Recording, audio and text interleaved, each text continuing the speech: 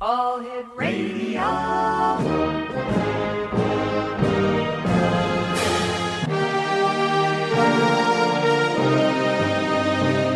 Welcome to the X Zone, a place where fact is fiction and fiction is reality. Now, here's your host, Rob McConnell.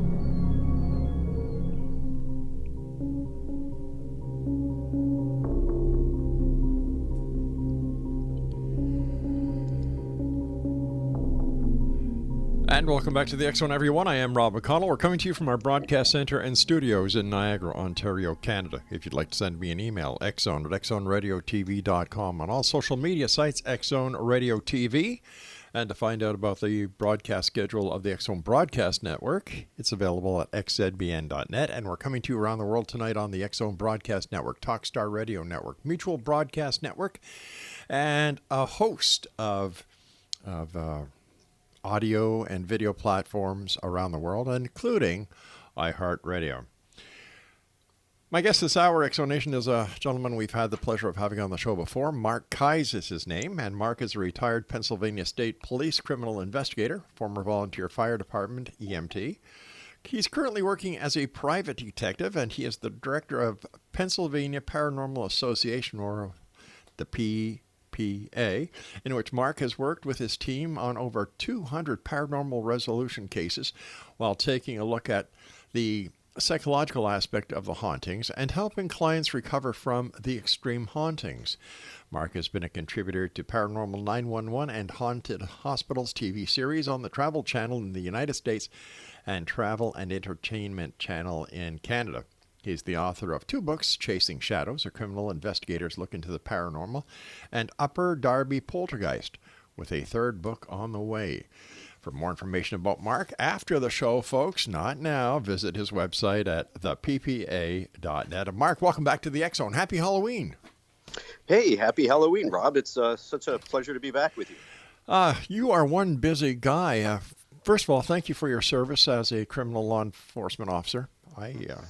Oh, thank you for saying that. Yeah, it's been an honor to serve, and I retired in 2018, and it was just a fantastic career. So tell me, I know when I retired, I missed it. I missed the force. I missed the camaraderie. How about you? Do you miss it? I do. Yeah, you're right. The camaraderie was huge. It is truly a big brotherhood, whether you're, a man or a woman. It's just a huge family. And, just because of what you go through and deal with every day, you really become close.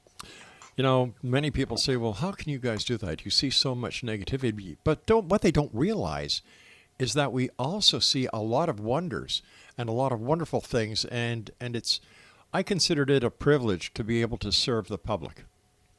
Yeah, you're right. You know what? And I'm so grateful that you say that. And most people don't see that. All they think about is police going out and either, pulling people over for speeding and giving traffic citations or arresting them for whatever. And, police are involved in a lot of different stuff, searching for missing people, helping out children, helping people in car accidents. Yeah. And first and foremost, they're first responders there to help people.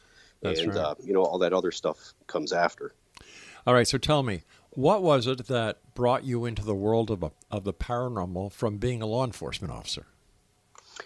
It was sort of a very long and sordid story, but pure curiosity, I would have to say that. When I started out, I considered myself what I refer to as an optimistic skeptic. So I really wasn't sure whether to believe any of this stuff, whether psychic ability was real, whether hauntings existed. But I just had this overwhelming curiosity, and it grew to the point where I really needed to find out for myself. And I wanted to basically do what a lot of other people didn't have the opportunity to do. I was able to actually, go out and plant myself in this world. And I kind of wanted to be as objective as I could and sort of be a pilot for people who were interested and just allow them to look at me, what I'm doing. And I tried to share my experiences along the way, good and bad. If I ruled all this out, so be it. If I found out all this stuff was real, so be that. So, I just truly wanted to get in and see for myself what this stuff was all about. What was the experience that really got you going?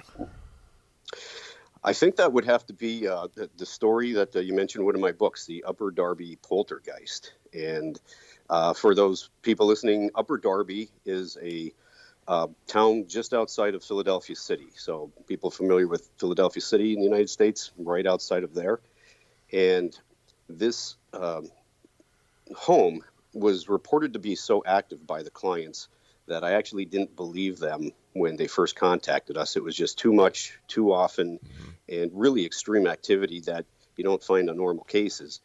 So they actually became very upset with me, and I turned into a inquisitive interview mode to almost interrogating them, not realizing it. And they called me out on it a little bit later, and they could tell I wasn't really buying everything they were saying. But I thought this is a perfect case to go down and truly do some good debunking of some things, if that was the case, and hopefully we could help them out in that way, because they were business owners. They were very intelligent people and seemed very sincere. I did not think they were really making anything up, but it was just way, way too much for me.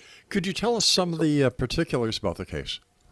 Yeah, so some of it was what we would typically find. They were hearing strange sounds. They were seeing shadows. Occasionally, they might see what they considered a shadow figure. Some things like a door would open by itself. The lights would flicker. But some of the other activity was a little more extreme. They claimed that they had a bedroom fan that occasionally would start to spin very fast, and it didn't have electricity run to it. They had an electronic keyboard, musical keyboard, that when you play it, the keys would actually light up. And several times they noticed that was playing by itself. The odd part was it wasn't plugged in. So that was some of the more minor stuff. A couple things that were sticking out to me as a little bit weird.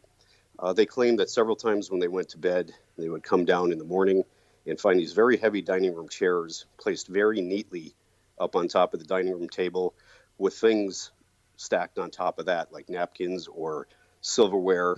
Several times they had peanut butter jars actually placed up on top of the chairs. And that's very precise activity. So if they told me like maybe the chairs were pulled out or knocked over, I kind of would have bought into that a little bit. But this was some very precise movement of objects. So I wasn't really sure about that. But the thing that stuck out the most for me, they had just a several-month-old baby. And they claimed that they had gone into the bedroom one morning after the other kids had gone to school and went to check on the baby. The baby was not in the bassinet in the master bedroom where the baby usually is. So they did a search of the house, couldn't find the baby, did a second search, and actually found the baby tucked in underneath a comforter in a bedroom, 2 bedrooms down from where the master bedroom was.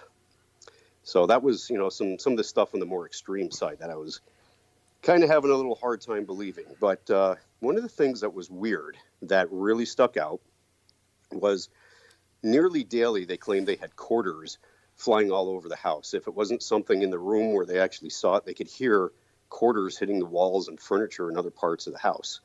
So there was a lot of really physical activity as compared to the normal reports we get where people might hear something or see something. And if they do have physical activity, it's every once in a while. But for this family, they were reporting almost all physical activity with some reports of sightings every once in a while.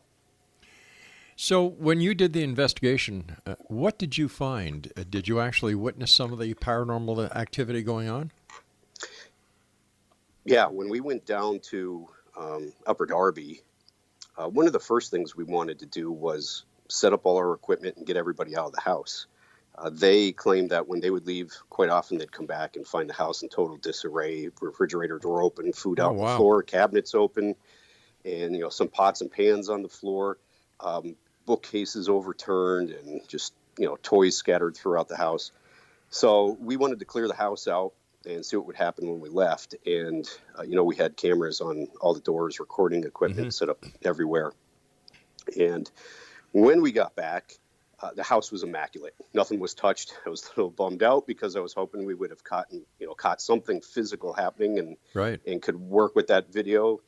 However, when you go about 2 or 3 days into this, when we started doing the review, it really sounded like a circus in the house. On audio, we caught just a phenomenal amount of noises. It would sound like somebody in heavy boots stomping up their staircase.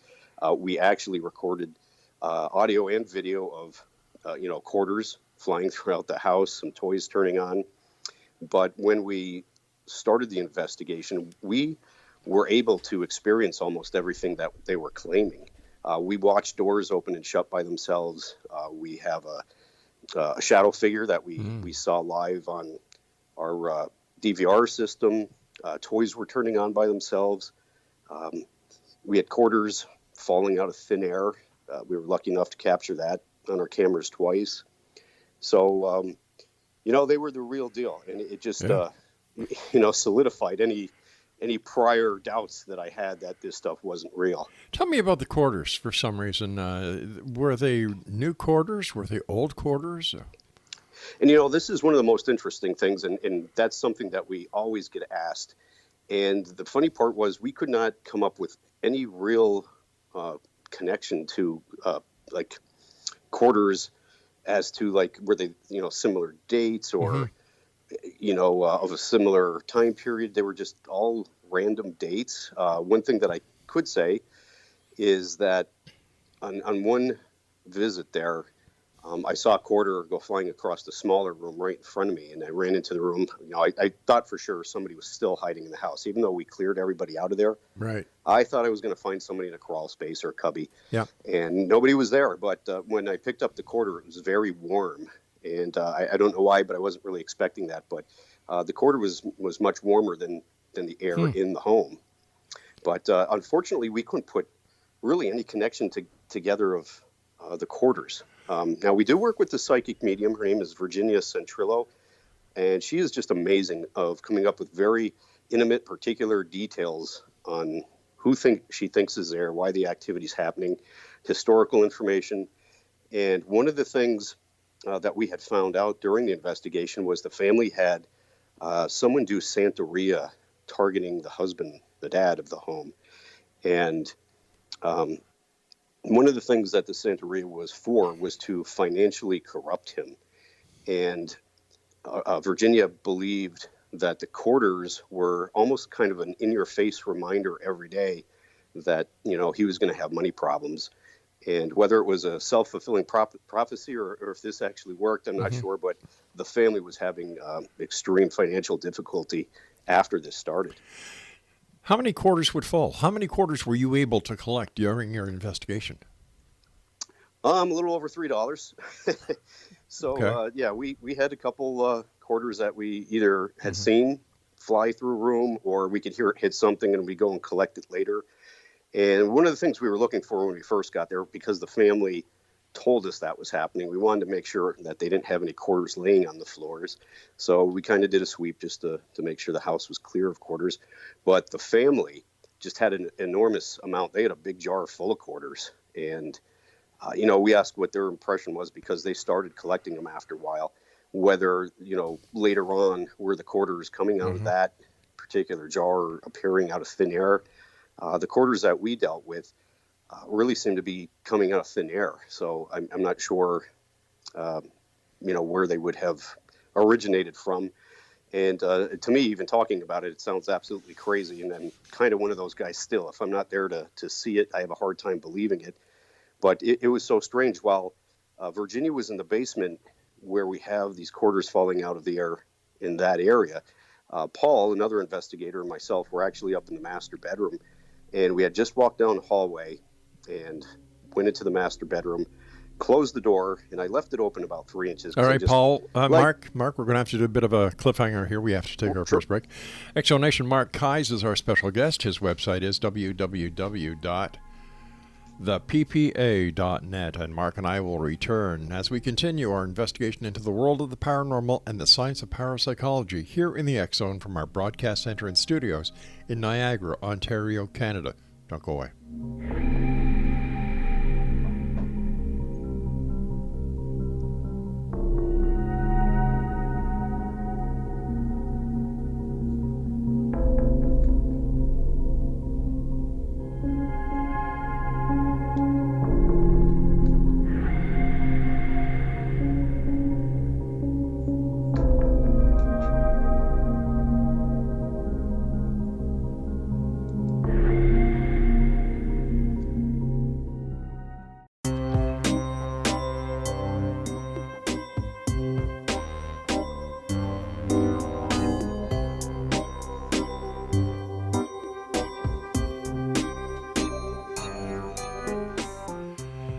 Welcome back, everyone. Mark KEYES is our special guest this hour. For more information about Mark, visit his website at theppa.net. Mark, I have to ask you a question as a former criminal investigator. Were any of these quarters actually preserved as evidence and sent to a lab for analysis to see if there was any forensic evidence on the quarters?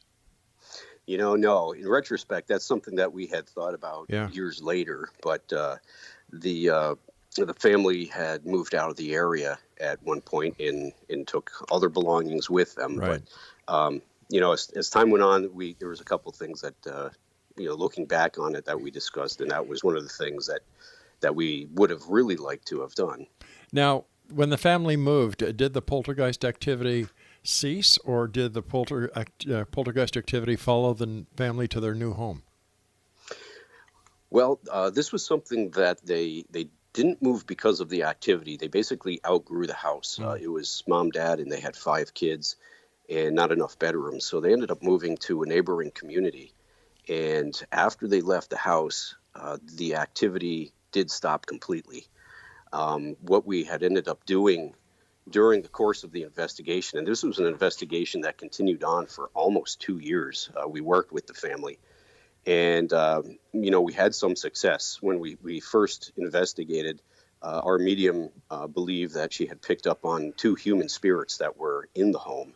And they were causing a significant part of the activity, but she was easily able to release them at the end of the night. So we knew that issue was done. So that left us with this dark entity that we believe was conjured up through Santeria and purposely sent to the dad of this home. And working with the family, one of the things that we really found, and it really highlighted how the living can really affect the activity and what comes back at them also.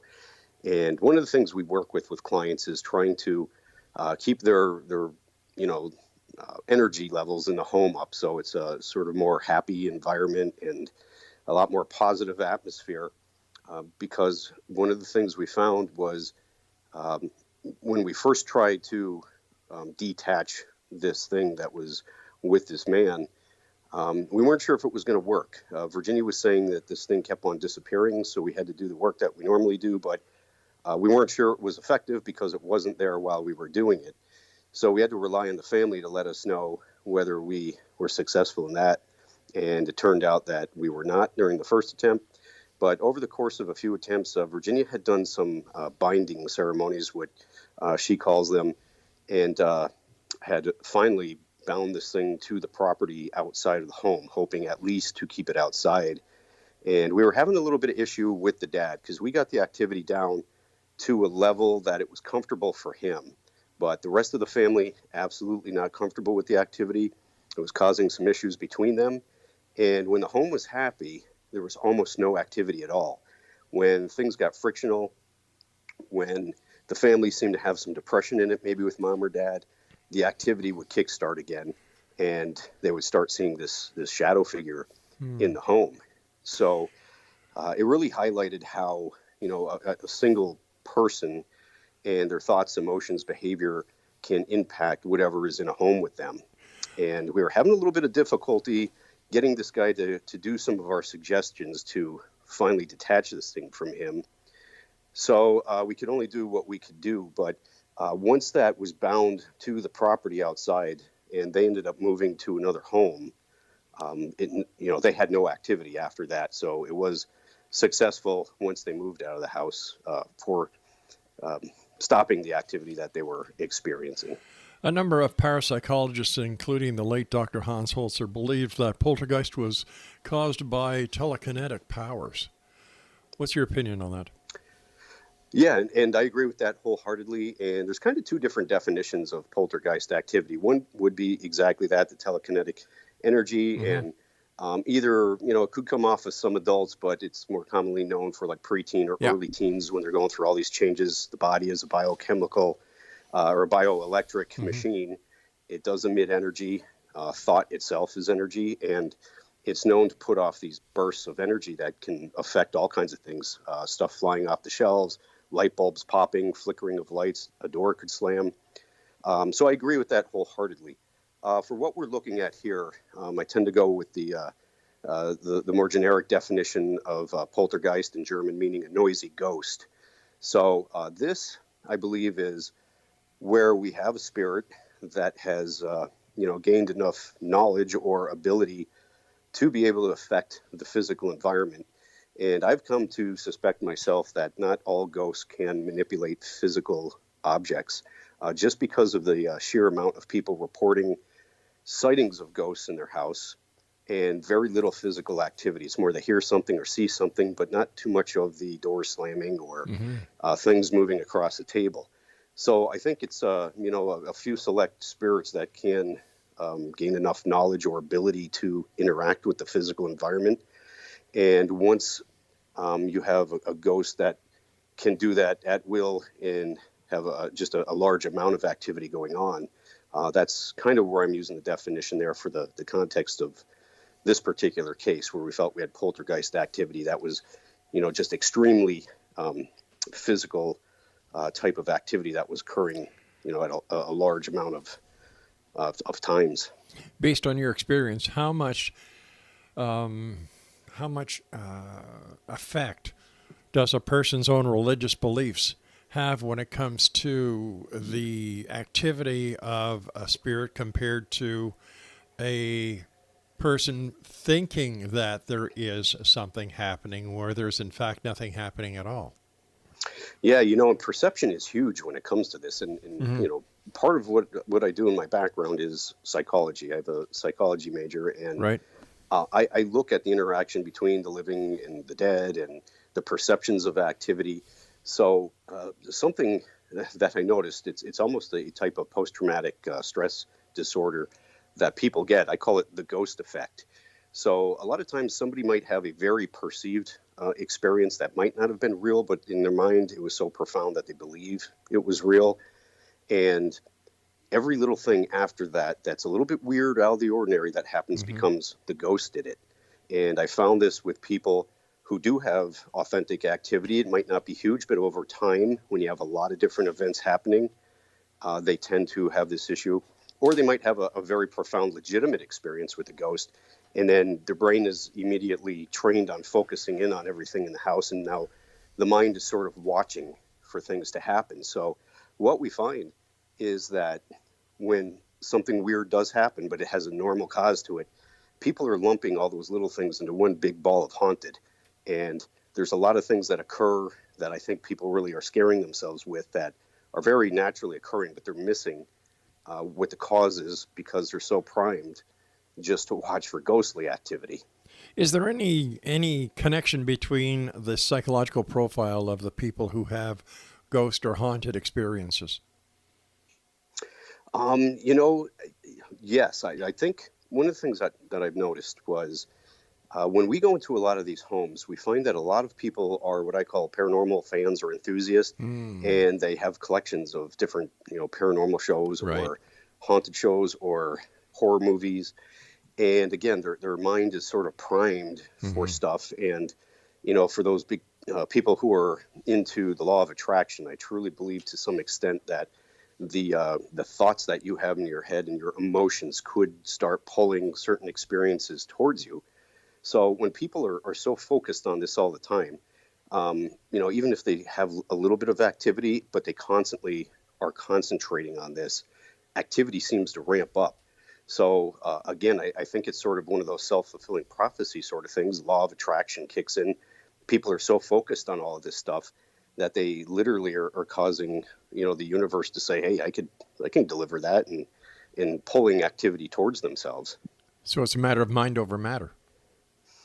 A lot of times, I think so. Whether, again, it's real or perceived, because I think sometimes people focus on this stuff so much that they start having experiences in their house that are just, normal stuff that they're perceiving as paranormal, but it's really not. And, that's one of the big things that we try to do when we go on all these cases. And that was my intent in the Upper Darby case, because it was so extreme activity and so often that we wanted to separate anything normal from paranormal stuff if we found anything paranormal.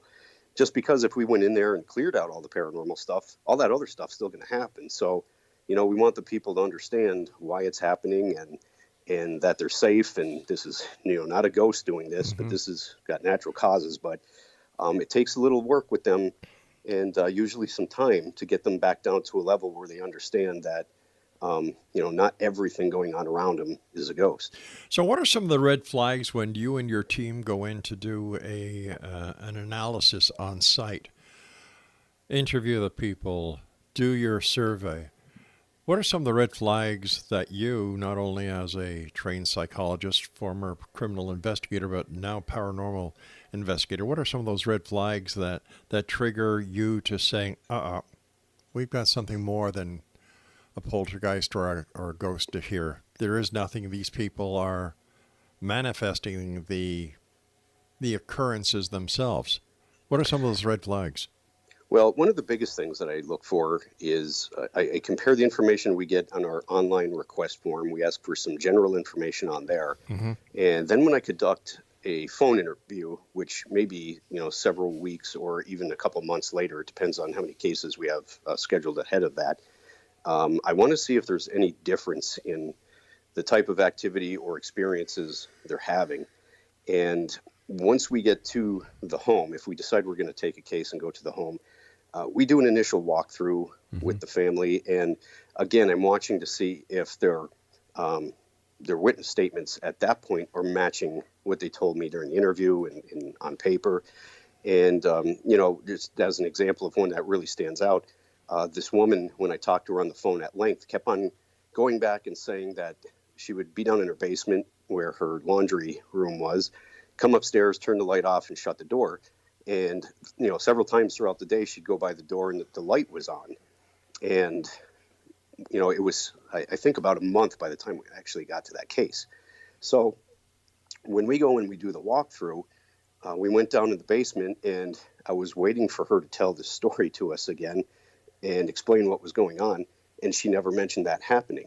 So when we got finished with the walkthrough, and, I said, now, where was that exactly? You said the lights were being, turned on all the time after you left the room. And she looked at me and had no idea what I was talking about. So that was kind of a big red flag right there that, maybe everything she wasn't telling me was correct, whether she was exaggerating or just plain making stuff up. But that's one of the biggest things we do to check and see. But we also get some people that do have legitimate mental or emotional issues. And a lot of people ask us all the time, what do you do for like crazy people when they call? And, do you just recommend them to see a psychologist or not take the case? Well, we've actually found that people who do have emotional or mental issues can draw in some of the most negative cases, some of the most negative entities out there. So we don't dismiss anything. We go out and check it out. And one of my biggest fallbacks is our psychic medium. Working with her for over 10 years, she has been just so incredibly accurate with historical facts and the type of activity going on, telling us exactly what the clients are experiencing, that we've grown to trust her. So quite often she might say, hey, I'm being told this really isn't a case for us. You need to look at this or that, follow up and get some more information. So she's got a general idea too, just by me saying, hey, are you available for a case on this particular date? She'll start tuning in. I don't have to tell her anything additional, and we never tell her anything anyway. All right, Mark, stand by, friend. You and I have to take our news break at the bottom of the hour. Exo Nation, Mark KEYES is our special guest this hour. For more information on the Pennsylvania Paranormal Association, visit their website, www.theppa.net. Mark and I will return on the other side of this break as we continue here in the X Zone from our broadcast center and studios in Niagara, Ontario, Canada. Happy Halloween, everyone.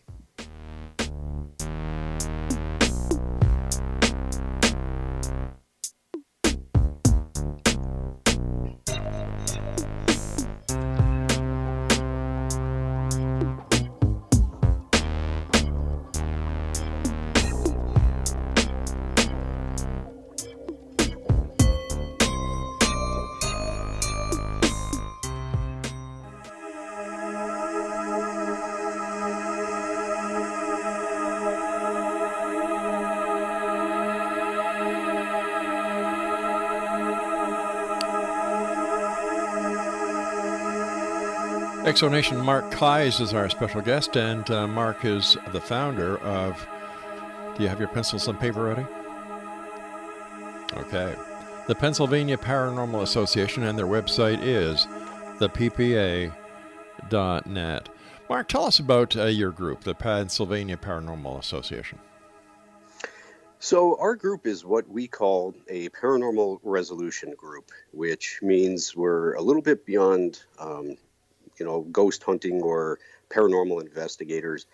We wanted to create a team that could go out and document activity, just like an investigative group would do.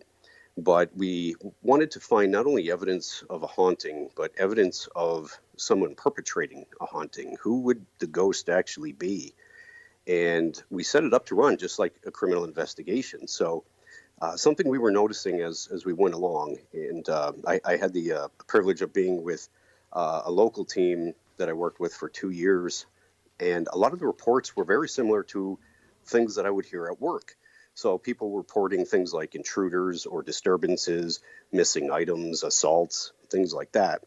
So, kind of with my background, I wanted to find out, well, okay, if they actually do have a haunting, who's actually doing the haunting, and why did they stay to begin with? Why are they there? Mm-hmm. And one of the big things we wanted to look at was the intent behind the activity. Is somebody being targeted, or is, a ghost in the house just randomly going through and people are witnessing it? So we tried to really work a case just like we would work a criminal investigation. And when we started, I was fortunate enough to have 2 other state troopers on board with us, two guys from our local FBI office, a municipal police officer, a university police officer. So we were very heavily populated with cops, which drove my wife nuts because she was also a member, and said, okay, enough of the cops. Let's get some normal people in here. Okay, so in your opinion, what is a ghost? Well, I think a ghost would be the, once a body passes, you have a human being who's alive, they pass on, and it's that consciousness part of them. Some people would call it a soul. I look at it as the consciousness that is, still in existence without a body. Some spiritual people will break up the definitions between a ghost and a spirit, where a ghost is somebody who would die and not, ascend to wherever it was they go, call it heaven or, back to the creator, or however you want to put that, where a spirit would be somebody maybe who has died and ascended but comes back to visit once in a while, and certain people could pick up on that.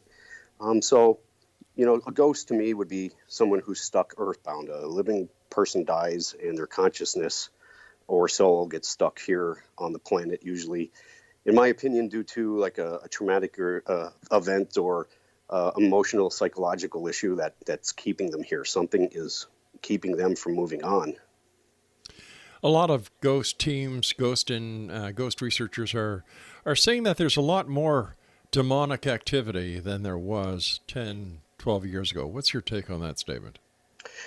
Well, I tell you what, I think there's just a lot more activity in general, but I would have to agree, and especially with all the events that's happening in the world right now and over the past, 5-10 years even, things have really become close to like a boiling point here.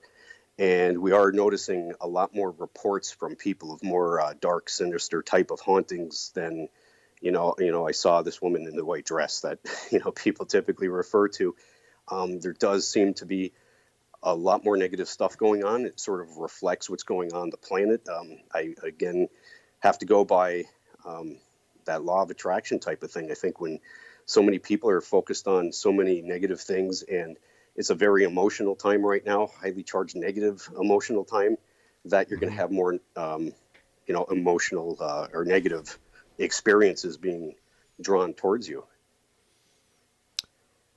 So, all right. So why do these, I have a bit of a problem understanding why there are so many people who are experiencing all these different types of activity.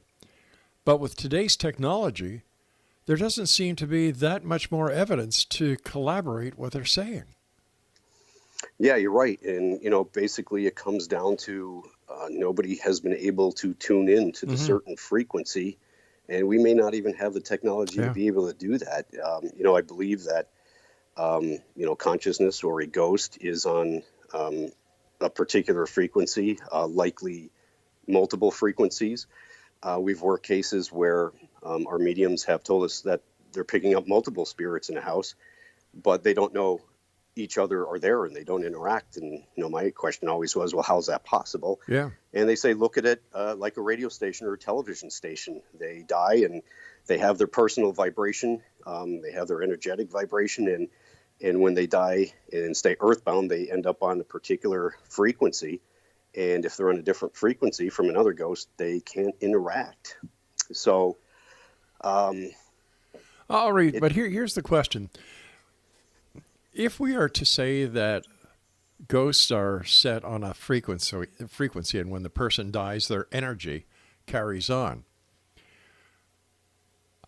how do we know, how can we say that the energy, let's say, of Rob McConnell when he dies will remain as the energy of Rob McConnell and not dissipate into the universe and become energy of something else or form something else? Aren't we taking a lot of giant leaps of faith here when we actually use the we analysis? really are. And I mean, we could go down the rabbit hole even deeper. If you talk to shaman, they speak of soul fragmentation, where fragments of a soul will go. So is it possible if someone dies and they go into the universe, just like you said, and a fragment of them stays behind, and maybe that's what people are picking up as a ghostly encounter. But if we're looking at about the number of people, Mark, that have passed on over the centuries, would there not be, if this was the fact, the frequency factor here, would there not be a lot more activity? Would we not be able to zero in on getting the evidence we need instead of this elusive spirit that, EVPs, electromagnetic, but when it comes to hardcore physical evidence, there is none.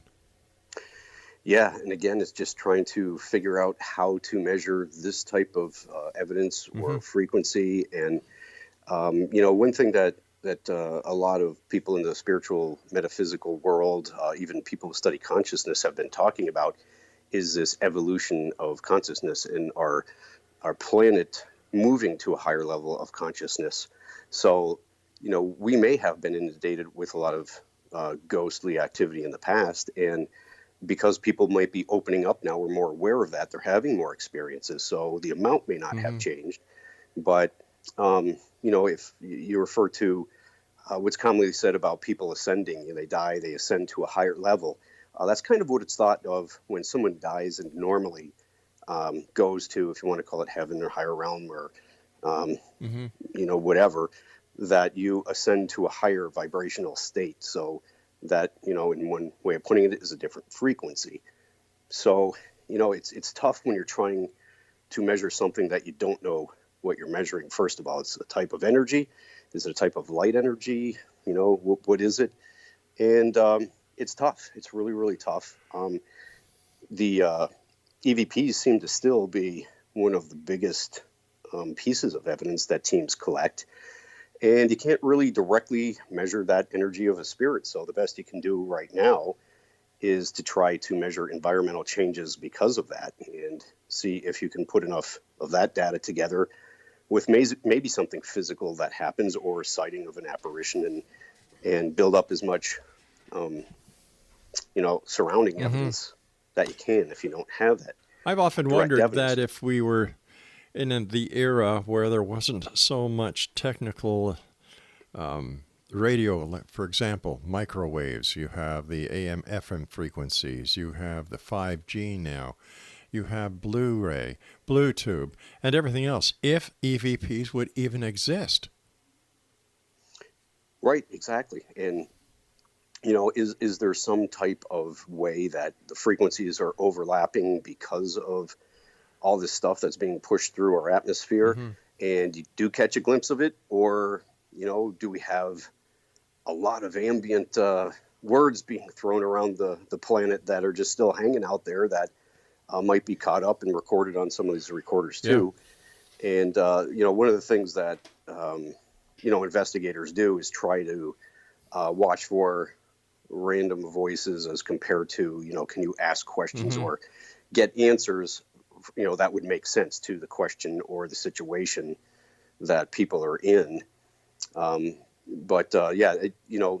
The tricky part about this whole paranormal thing is that, the more that you think the more questions open up, and sometimes the more difficult it gets. In my first book, I actually titled Chasing Shadows, and one of the reasons are because, in a lot of ways, that's what I feel like I do. I go out and I'm chasing shadows. Just when you think you have something, it's changed, it's gone. Or, sometimes you're literally chasing shadows, trying to, debunk that as a shadow, or did you just see a black figure there, a black mass? But, it's difficult. But one thing that I kind of noticed, though, that as a planet, we are becoming more intelligent, or I would like to think we're becoming more intelligent. And, the more people that get into this, and there's literally thousands of groups that are around the world. And it's, these groups are made up of all kinds of people. People experience come from all kinds of walks of life. People who live in a 2-room cabin all the way up to people who live in mansions, doctors, nurses, farmers. Everybody has experiences. So the more intelligent we get, you would think that if all of this stuff wasn't real and people were just misperceiving things, that this should be going away. But we're finding just the opposite's happening. But don't forget, people seem to be having experiences. There's a lot of there's more television now, and there's more awareness of it, and a lot of people are using the paranormal as a thrill-seeking. And I know for a fact that a lot of these people are just doing it to try and get 15 minutes of fame. Yeah, that happens a lot. Most people, I think, are out there basically to answer the question that I was asking in the beginning. Is this stuff real? If it is, I want to experience it myself.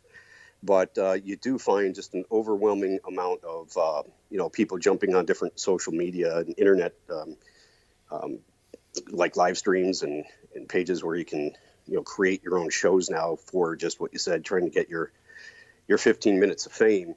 But don't they realize that they're doing more harm than good?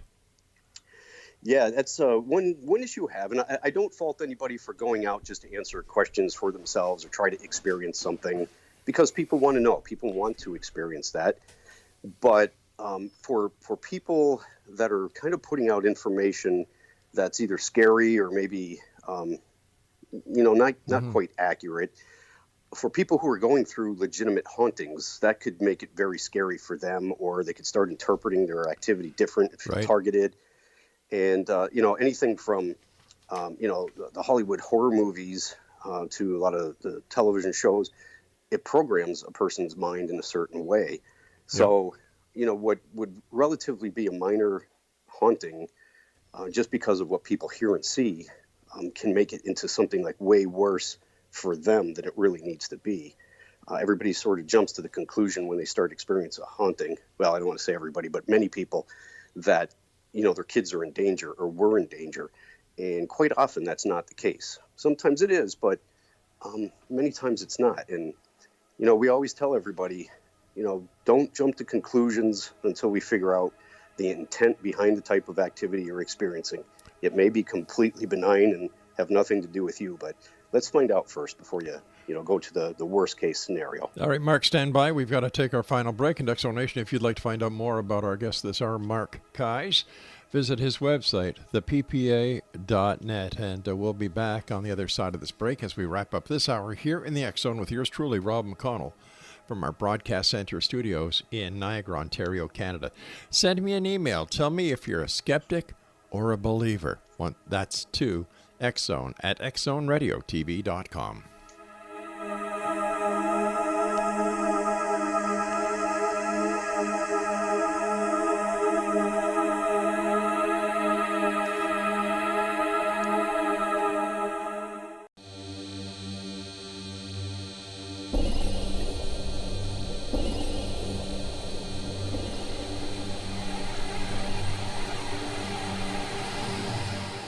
Welcome back, everyone. Mark KEYES is our special guest. He's with the Pennsylvania Paranormal Association. Their website is www.theppa.net. Mark, a lot of people are talking about a spirit box or a ghost box. What's your take on these multi-band frequency scanners? It's something we briefly tested out for a little while with our group, but ended up not using so much. And I have a few friends that have their own paranormal teams, and they claim they get some pretty decent results from asking questions and getting logical answers back that make sense to the position that they're in at the time. From what I have seen, that seems to be more the case where you have one team going to one location multiple times, or a building that, just as an example, maybe an old hospital where many teams go in and they use it over and over. They seem to have a little bit more reported success using that, asking questions, getting some answers back than what we do typically. Because we're a resolution team, our goal is to identify what's going on and then, hopefully stop the haunting by the end of the night. So, we're only in a place one time, and, it doesn't give a spirit on the other side really any time to figure out what the heck that box you have on the bed is and how they're supposed to use it or manipulate it. And a lot of people, I think, have this theory that once you die, you have this unlimited knowledge, and that really just doesn't seem to be the case. So I think it would take, a ghost on the other side some time to figure out exactly how to work with that box. But historically, it's something that we did try out just for a short time and didn't find it effective for us, so we don't use it. Why do people, investigative teams, keep on going to the same place over and over and over? For example, the Waverly. All I hear are people who, we've gone and we've done investigations there, and the stories go on about what they've done, what they think they've captured, what they think they've seen. If, in fact, spirits or ghosts have the ability to understand what is going on, why would they tolerate this? Well, first of all, I think the people do go into these places because when you have some larger places, it's a lot different than investigating a house. It's historically something kind of pretty cool to check out, just to be in the building itself. They tend to be a little bit creepier than going into a house or maybe somewhere else. So, people kind of get this area that they really like, a building that they really like and will return to. If people are getting some experiences out of these places, that's somewhere that they would want to return to try to document more or just experience more. And when you look at it from the other side, if there were spirits there could be a couple reasons, and a lot. Almost anything that you could think of as a living person of why you would want to interact or not interact with people. If it's an old hospital where people were used to having a lot of people around and getting visitors, it might not be any different when you have these teams coming in to see, strangers walking through the building. And, if a ghost truly can see and hear people and maybe even interact a little bit, what fun would that be to kind of mess around with the living a little bit if you can? So, some ghosts may get some enjoyment out of that. I would probably take that step if I got stuck here. Why not mess with the living a little bit? You got a little step up on them. They can't see you. So there's probably a lot of different reasons. And, I've been in places where, like, say, Friday night, we've done an investigation and had a tremendous amount of activity. And we've set up like a back-to-back investigation. So we go back the next night and there is literally nothing happening.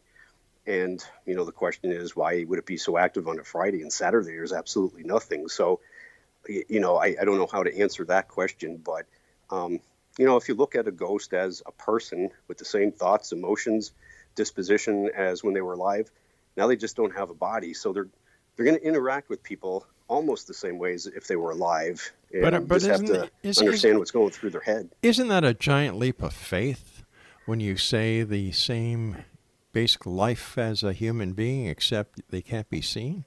Isn't that a real far stretch? Well, I get that myself. And again, a lot of people have different personal beliefs. This is mine. I actually came into this as a skeptic, like I said, and And over the course of about 15 years of working with just some tremendous psychic mediums who seem to have the ability to, without any prior knowledge, get information on historical events at a location, the type of activity that's happening to the particular person in, a building or house, historical facts to those people, very intimate details of things going on in their lives. So our mediums often will give information to our clients that are very personal to them, but then she'll also talk about the haunting going on. And Virginia, who I mentioned earlier, not only will say, I feel that there's a male spirit here, but, his name was Dave Smith, and he used to be an electrical engineer, and he died of a heart attack. He used to like to wear these particular type of T-shirts. So she'll give very identifying information too. So, having worked with her and other mediums for so long, they're so accurate on things that we can back up that I kind of trust what they're telling me about other stuff. And that's where I get a lot of the information that I sort of believe right now, where they talk about these spirits and interact with them as if they were still alive. And a lot of spirits almost get locked in this dreamlike state where if, just as an example, you have a dream that is crazy. Most people have some kind of crazy dream in their life that they can remember. Sure. And like, say you're flying a car. We know cars don't fly, but maybe you have passengers you don't even recognize in the car. While you're going through that dream, you're not questioning, how am I flying this car and who are these people? You're just going along with the dream, in the moment. And it seems, through our mediums, translating this to me, that some spirits get locked into this dreamlike state where they're not really questioning a lot of stuff. They're just kind of going with the flow. So it is, in a way, a lot about faith. But my understanding and belief come from, over 10 years of working with very, very credible psychic mediums who when have it comes, all told me the same stuff. Okay, you've said the word belief a number of times, and I believe that belief is the strongest power in the universe. If you believe it, Yeah. it's there. No matter what people say to you, will not sway your belief. Right? Oh, that's absolutely true. And that goes back to perception, as we talked about earlier. And, one of the biggest things I think in this field of belief would be the orb phenomenon. And, many, many people believe so strongly that they'll argue to the death that an orb caught on film or, a snapshot is spirit energy. That's a ghost. And other people will say, well, no, we can reproduce this, with a camera, a flash, Sure. and dust particulate in the air and stuff like that. But you're 100% correct. Their belief is going to lock in the reality. So belief is huge in all this. And that's where skeptics come in too. There are some people that are skeptics and even non-believers, totally based on their belief. And even though they might admit something's weird, they will absolutely not believe it's a ghost. How come the scientific community hasn't, jumped into the investigation of the paranormal with both feet? Well, I think that it was, just so bizarre for so many years that, had they done that, it might discredit them, or maybe they wouldn't get grants that they needed for research. I know Princeton has their Pear Lab, which does kind of take a look at certain paranormal events, and it's becoming a little more popular. Europe seems to be a lot further ahead of the United States, where there are actually college courses you could take over there and certifications that you could get in areas for paranormal research or psychic ability and stuff like that. They study it a lot more than here in the United States. But I think a lot of it comes down to that stigma. If you're studying that, it's a little weird. But now when you start, comparing certain paranormal events with what, a theoretical physicist or unified physicist are coming out with, a lot of that is very complimentary. Well, it's complimentary, but it hasn't been proven. On either side. Yeah, Exactly. And earlier you said that there are thousands of paranormal investigators out there, and I agree. I think in the LA area alone, there's over 33,000 paranormal investigators who go out. And yet you have these paranormal investigators all over the world going out, and still no evidence besides, the same old, the EVPs, some rather questionable video footage, green shaky night shots. How come? How come there hasn't been that definitive answer? Yeah, again, it just comes down to, trying to find the right frequency. It's, if I could look at the physicist, there's a belief in the God particle, and they believe it's there, but you got to look for it until you actually find a way to, get to that right particular frequency. You're not going to find it. What's your take on the new paranormal tourism industry? That's absolutely huge right now. And going even beyond that, people are selling their houses, reporting that it's haunted because there's such an interest, and people will buy the house because of it. I'm sort of torn on it. In one way, again, people are trying to understand it. They're trying to experience stuff. For people who tend to be a little bit more psychically open, maybe, and they don't really realize that, they go to places and they tend to feel or sense stuff a little bit more than other people, where they end up having anxiety problems afterwards, or spirit attachment. Sometimes we have reported happens at these places. So I think it's good and bad. I mean, it's normalizing all this, and the more normal it is, more people might start looking into it. You'll see maybe more scientists coming into it. So on one hand, it's good. If people are legitimately experiencing stuff, they're not so afraid to call for help now like they would have before. But on the other hand, like I said, that we've had a lot of reports, and a lot of people come to us saying, hey, I was out on this tour, in Gettysburg, Pennsylvania, where there were so many deaths for the Civil War in America. And I came home, now I have activity in my house, and weird things are happening. So it's got a downside to it, but, I can't fault people for wanting to experience stuff. In your opinion, is it dangerous for paranormal teams to try and psychoanalyze or use psychology on the people who are having these paranormal experiences if these groups are not trained in psychology? Can they do more harm than good? They could, yeah. I mean, what I would recommend would be, we even have our limits on our team. We have psychologists, trained psychologists who work out of a psychologist's office, that are resources for our team. So if we go in and we find that there's no haunting there, whatever, and people are having some psychological issues, or even emotional issues, we'll recommend they speak with some of the psychologists we work with, who will be open to the kind of reports they are having, and not just, instantly want to put them on medication to stop voices that they're having in their head. They'll work with them and try to understand, and working with us, are they going through a haunting, or are they having, some psychological issues? I would say basically for investigators to go in and try to figure out if there's actually a haunting, or can you rule everything out, or is there a mixture of both, where we found people seem to be having psychic experiences or haunting experiences, but having a huge time trying to cope with the anxiety that comes along with all that stuff, because it's new to some people. So again, we don't try to really psychoanalyze them or try to recommend anything for emotional changes or psychological changes. We have counselors that we actually work with. And again, we're a resolution team that works with professional psychic mediums. Mark, I hate to do this, but we've just run out of time. I want to thank you so much for joining us. And X Zone Nation, if you'd like to find out more about our guest this hour, Mark KEYES, visit their website, theppa.net. I'll be back on the other side of this commercial break with the news as we continue here in the X Zone from our broadcast center and studios in Niagara, Ontario, Canada.